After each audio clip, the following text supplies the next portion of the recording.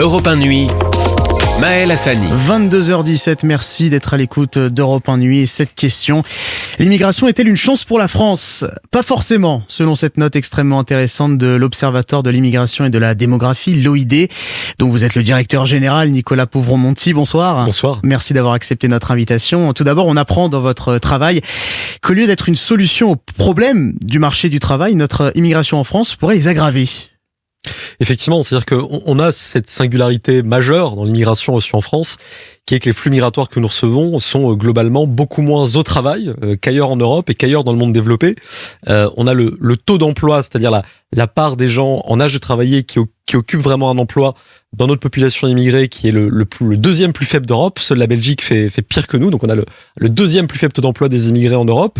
Un enjeu qui se maintient à la deuxième génération issue de l'immigration, et tout ça a évidemment des implications économiques et fiscales assez lourdes dont on aura, j'imagine, l'occasion de parler. Bien sûr, mais comment on explique justement ce décalage avec nos voisins européens ? Écoutez, il y a plusieurs raisons. Ça tient d'abord à la nature de l'immigration reçue en France, qui est assez spécifique. Sur une période de 15 ans, nous sommes le pays qui a reçu l'immigration la plus largement pour motif familial de toute l'Europe de l'Ouest. Et donc, quand l'économie ou l'intégration sur le marché du travail n'est pas le motif principal d'entrée, à minima, il y a une latence et parfois il y a une difficulté qui persiste.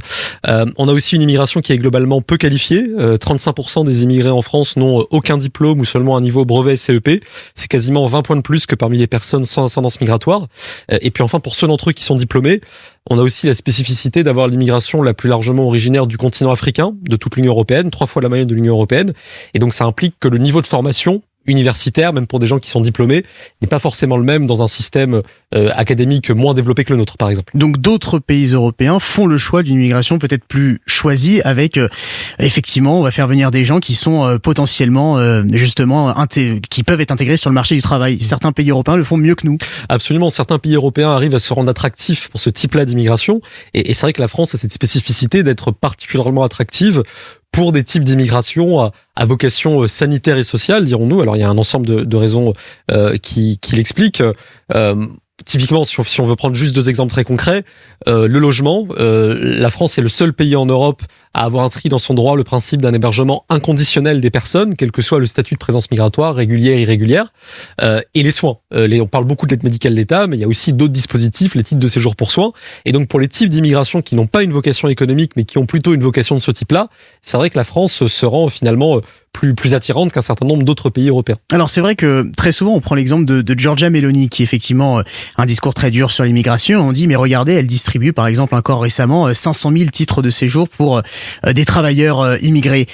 Là encore finalement la grosse différence c'est qu'elle va aller chercher effectivement des immigrés qui sont susceptibles de travailler. Oui, c'est ça. Et puis il s'agit pour l'essentiel de titres de séjour saisonniers, donc qui n'ont pas vocation à perdurer. Et c'est vrai que quand on voit la structure de notre immigration légale en France, je ne vais même pas parler ici de l'immigration irrégulière, sauf si vous le souhaitez, mais si on regarde l'ensemble des titres de séjour en cours de validité, c'est-à-dire l'indicateur classique de l'immigration légale, on a à peine un titre de séjour sur 10 qui est pour motif économique, c'est-à-dire pour motif de travail. Parmi tous les nouveaux titres qui ont été accordés l'an dernier, c'est à peine 1 sur 6. Et donc c'est vrai qu'on a un motif travail qui est beaucoup moins présent que chez nos voisins, et ça explique en partie pourquoi on a une telle difficulté à intégrer l'immigration sur le marché de l'emploi. Alors cette note, elle met aussi fin à une idée reçue qu'on peut entendre régulièrement, les immigrés de deuxième génération que l'on pourrait croire mieux intégrés, donc davantage actifs, travaillent en fait moins que les immigrés de première génération. Absolument. Si on regarde donc le taux d'emploi, j'y reviens, c'est la part des gens en âge de travailler qui ont vraiment un emploi. Ce taux d'emploi pour les immigrés en France, il est de 62,5% et il est 3 points inférieur dans la deuxième génération. Il est sous les 60% dans la deuxième génération.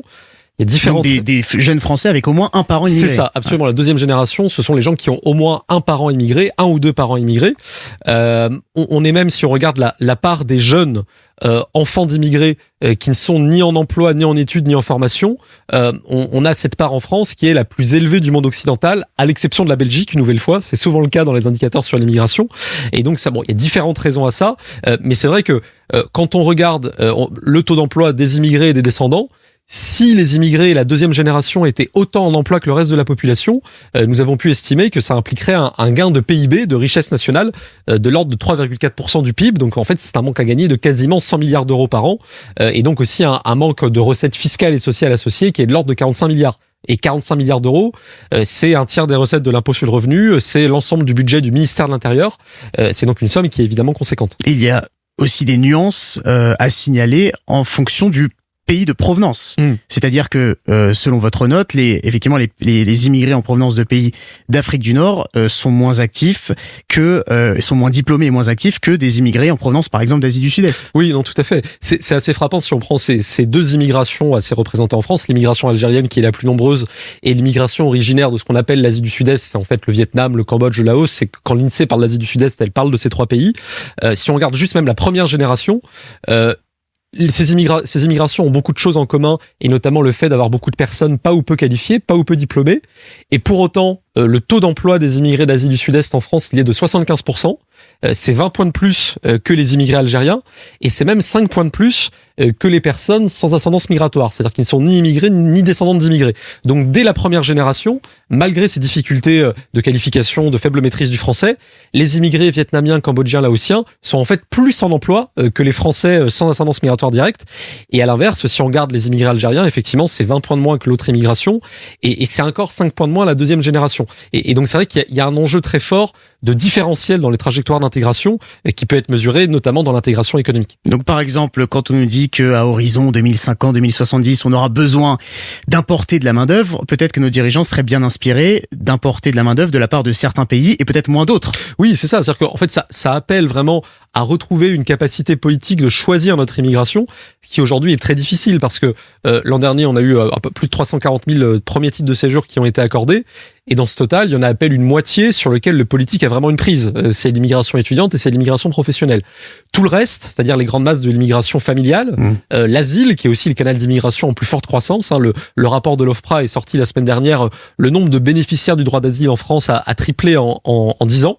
Il y a plus de 650 000 bénéficiaires du droit d'asile en France aujourd'hui. Tous ces types d'immigration-là, qui sont les moins corrélés aux besoins de l'économie, sont vraiment aujourd'hui hors du champ du politique parce qu'ils sont protégés en haut par des grands traités surplombants, notamment des traités européens, et en bas par des juges qui interprètent ces traités dans un sens toujours plus restrictif pour le politique. Et ça, c'est sans compter évidemment l'immigration clandestine. Absolument, l'immigration clandestine qui est plus difficile à appréhender par nature, mais si on a un indicateur fiable, c'est globalement celui des bénéficiaires de l'aide médicale d'État, l'AME, qui est réservée aux étrangers en situation irrégulière. On voit que le nombre de ces bénéficiaires de l'AME a triplé en 20 ans, ce qui atteste de la dynamique plus globale de l'immigration clandestine. Alors, il y a un chiffre qui est aussi très intéressant et qui pose beaucoup de questions dans votre note. Vous dites que 1 700 000 immigrés ne sont ni en emploi, ni en études, ni à la retraite. Donc, ils sont où? C'est une très bonne question. C'est-à-dire qu'ils sont soit au chômage, au sens statistique du terme, c'est-à-dire inscrits comme chômeurs. Ils peuvent être aussi hommes ou plus souvent femmes au foyer.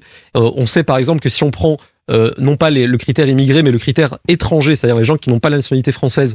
On sait qu'on a en France, par exemple, 65% des femmes turques qui ne travaillent pas, qui ne sont ni en emploi, ni en études, ni à la retraite dans l'ensemble de la population des femmes turques de plus de 15 ans, notamment parce qu'il y a un très fort phénomène de femmes au foyer. Et puis ensuite, il y a évidemment tout le champ des bénéficiaires des minima sociaux.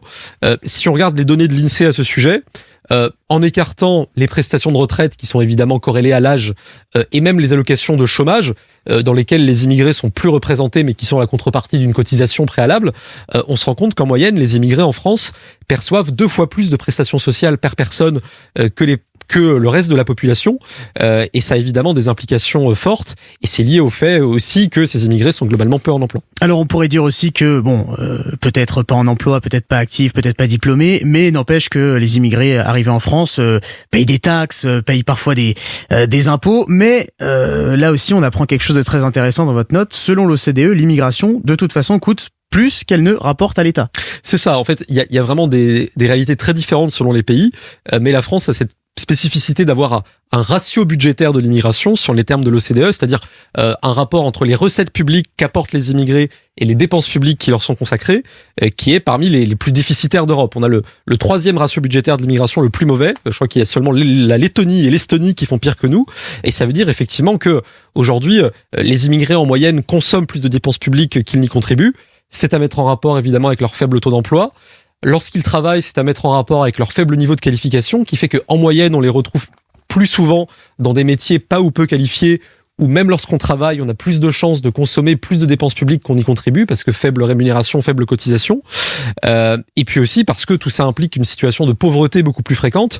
On a plus de 30% des immigrés en France qui vivent sous le seuil de pauvreté, et ça renvoie effectivement aux chiffres sur les prestations sociales que je vous décrivais, un plus fort recours au logement social, etc. Tout ça est lié. Alors, on sait également que des immigrés qui peuvent venir travailler en France sont parfois à même d'envoyer beaucoup d'argent dans leur pays d'origine pour aider leur famille. Est-ce qu'on est capable de chiffrer ce phénomène-là? Alors c'est intéressant que vous en parliez car ce sera l'une des prochaines publications de l'Observatoire. Oui, je vous fais en plus de la publicité et du teasing. Je vous en prie, mais effectivement c'est des transferts qui sont importants et qui sont d'autant plus importants pour certains pays d'origine. C'est typiquement le cas du Maroc. Le Maroc reçoit beaucoup d'argent de sa diaspora à l'étranger, notamment de la diaspora française.